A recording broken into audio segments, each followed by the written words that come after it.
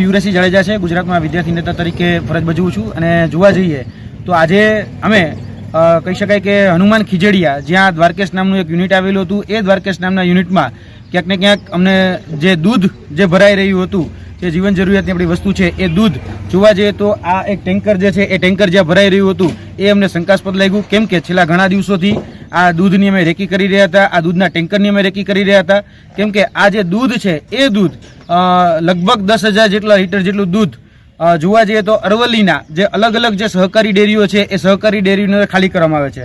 હવે જ્યાં એક બકરીનું દૂધ અવેલેબલ નથી ત્યાં 10,000 લીટર દૂધ આવ્યું ક્યાંથી? અને બીજો પ્રશ્ન અમારો એ છે કે સહકારી ડેરીની અંદર પોતાના મંડળીની જે કહી શકાય કે દૂધ હોય એ જ દૂધ લઈ શકાય, તો બહારનું દૂધ એ સહકારી ડેરીની અંદર કઈ રીતે ખાલી થતું હતું?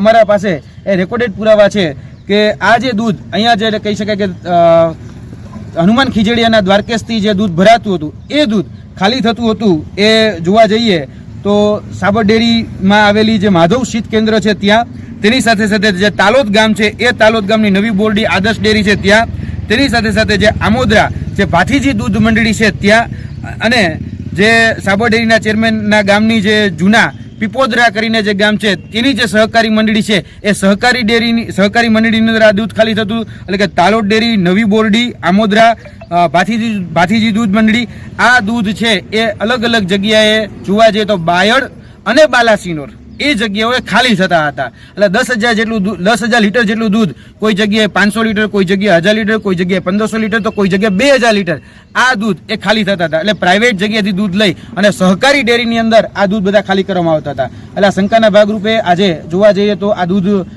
જે જગ્યાથી ખાલી થઈ અને અહીંયા સુધી પહોંચતા હતા હનુમાન ખીજડીયા સુધી, તો આનો પીછો કરતા કરતા અમે આવ્યા હતા.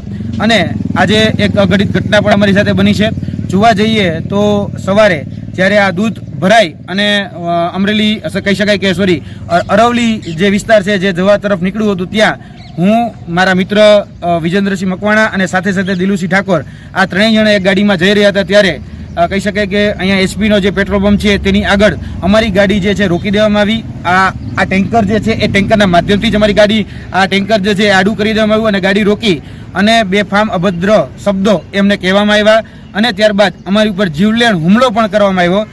કહી શકાય કે ત્યારે મુકા વડે અમારો જે કાચ હતો જે કહી શકાય કે દરવાજો તોડવાના પ્રયત્નો થયા.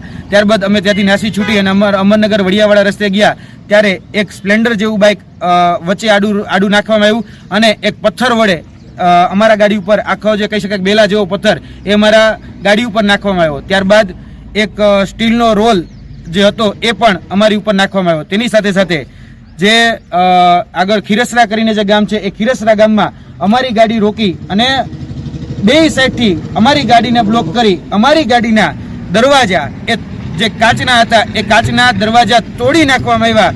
ગાડીમાંથી અમને ઉતારી અમારી ઉપર હુમલો કરવામાં આવ્યો. તમે જોઈ શકો છો કે અમને પણ અત્યારે ઈજા થઈ છે. તેની સાથે સાથે અમને પણ મારવામાં આવ્યો છે, અમારી ઉપર જીવલેણ હુમલો કરવામાં આવ્યો છે. અમારા સાથી મિત્ર જે દિલુસિંહ ઠાકોર જે ડ્રાઈવર તરીકે અમારી ગાડી ચલાવી રહ્યા હતા તો તેના માથાના ભાગે ખૂબ ગંભીર ઈજા પહોંચી છે, તેને લોહી લોહાણ કરી દેવામાં આવ્યા છે.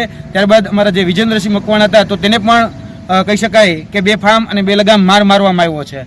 એટલે આ ખૂબ જ દુઃખદ ઘટના છે. આ ઘટનાને અમે વખોડીએ છીએ.